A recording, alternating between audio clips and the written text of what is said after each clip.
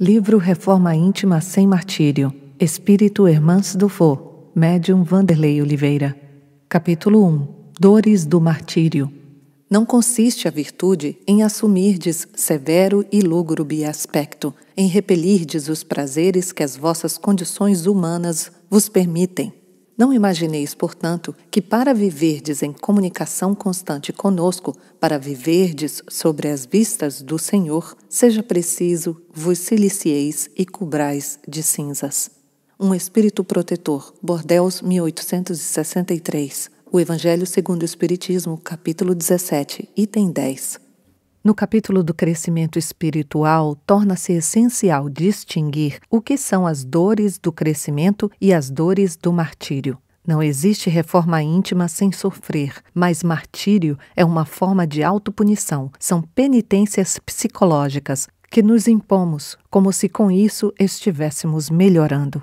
Em razão do complexo de inferioridade que assola expressiva parcela das almas na Terra, e cientes de que semelhante vivência psicológica deve-se ao nosso voluntário afastamento de Deus ao longo das etapas evolutivas, fazendo-nos sentir inseguros e impotentes, hoje criamos as capas mentais para nos sentirmos minimamente bem e levar avante o desejo de existir e viver. Essas capas são as estruturas do eu ideal, que nos leva a crer sermos mais do que realmente somos. Uma defesa contra as mazelas que não queremos aceitar em nós mesmos.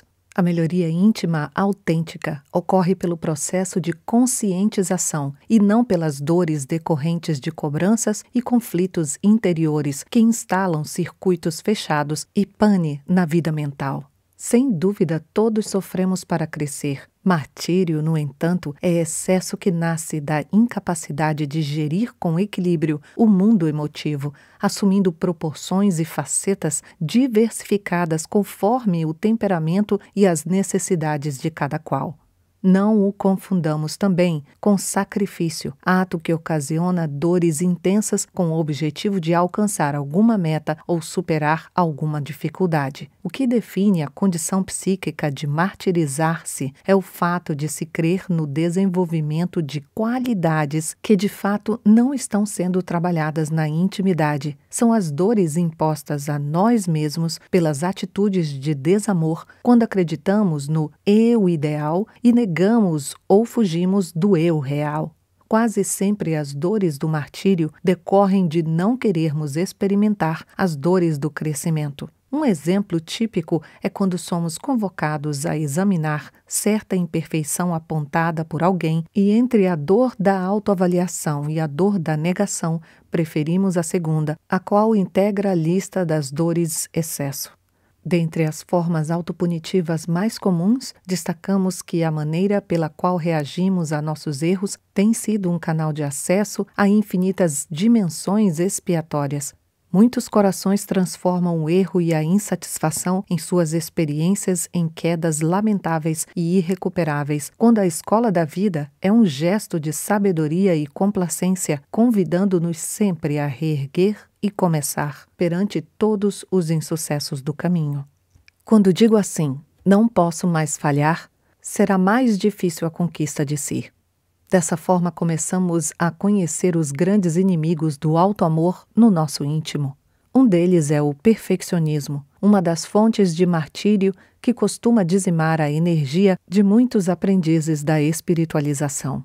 Querendo se transformar, partem para um processo de auto-inaceitação e de auto-reprovação muito cruéis, inclinando-se para a condenação. A questão não é de lutar contra nós, e sim conquistar essa parte enferma, recuperá-la, e isso jamais conseguiremos se não aprendermos a amar esse nosso lado doentio. Essa forma inadequada de reagir a nossos erros abre porta para muitas consequências graves, e às vezes maiores do que o próprio erro em si, tais como estado íntimo de desconforto e desassossego quase permanentes, torturante sensação de perda de controle sobre a existência, baixa tolerância à frustração, ansiedade de origem ignorada, medos incontroláveis de situações irreais, irritações sem motivos claros, angústias perante o porvir com aflição e sofrimento por antecipação, excesso de imaginação ante fatos corriqueiros da vida, descrença no esforço de mudança e nas tarefas doutrinárias, mau humor, decisões infelizes no clima emotivo de confusão mental, intenso desgaste energético decorrente de conflitos, desânimo, são algumas dores do martírio.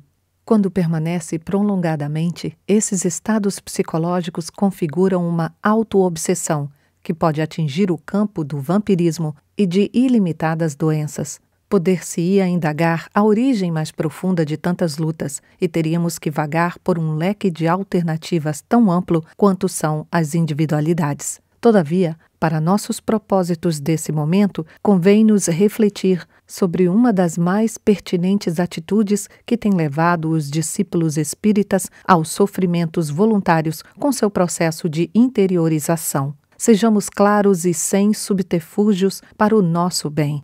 O cultuador se tornou uma cultura nos ambientes espíritas. Condicionou-se a ideia de que sofrer é sinônimo de crescer, de que sofrer é resgatar, quitar. Portanto, passou-se a compreender a dor punitiva como um instrumento de libertação, quando em verdade somente a dor que educa liberta. Há criaturas dotadas de largas fatias de conhecimento espiritual sofrendo intensamente, mas que continuam orgulhosas, insensatas, hostis e rebeldes. Não é a intensidade da dor que educa, e sim o esforço de aprender a amenizá-las. O espírita costuma neurotizar a proposta da reforma íntima. É a neurose da santificação, um modo imaturo de agir em razão da ausência de noções mais profundas sobre a sua verdadeira realidade espiritual. Constatamos que existe muita impaciência com a reforma íntima devido à angústia causada ao espírito devido ao contato com sua verdadeira condição diante do universo. Cria-se assim para si, através de mecanismos mentais, as virtudes de adorno ou compensações artificiais, a fim de sentir-se valorizado perante a consciência e o próximo. São os esconderijos psíquicos nos quais quase sempre enfurnamos para não tomarmos contato com a verdade pessoal. Essa neurotização da virtude gera um sistema de vida cheio de hábitos e condutas rígidas, a título de seguir orientações da doutrina. Adota-se procedimentos que não são sentidos e triturados pela arte do pensar. Isso nos desaproxima ainda mais da autêntica mudança e passamos então a nos preocupar com o que não devemos fazer, esquecendo o que devíamos estar fazendo. Certamente esse caminho gera martírio e ônus para a vida mental. Existem muitas dores naturais no crescimento espiritual que estabelecem um processo crônico de pressão psicológica. Entretanto, diferem muito da autoflagelação, porque elas impulsionam e fazem parte da grande batalha pela promoção de todos nós. Observa-se, inclusive, que alguns corações sinceros inseridos no esforço autoeducativo experimentam essa silenciosa expiação, mas por desconhecerem os percalços do trabalho renovador, terminam por desistirem de progredir e atolam-se no desânimo. Acreditam-se piores quando constatam semelhantes quadros de dor psicológica e deduzem que, ao invés de progredirem, estão em plena derrocada. Diga-se de passagem, não são poucos os quadros com essas características que temos observado no seio do movimento doutrinário. Frequentemente existe um trio de sicários da alma que a chicoteiam durante as etapas do amadurecimento. São eles: baixa autoestima, culpa e medo de errar. Apesar de serem sofrimentos psíquicos, funcionam como emuladores do progresso quando nos habilitamos para gerenciá-los. Assim, a culpa transforma-se em autoaferição da conduta e freio contra novas quedas. A baixa autoestima converte-se em capacidade de descobrir valores e o medo de errar promove-se a valoroso arquivo de experiências e desapego de padrões.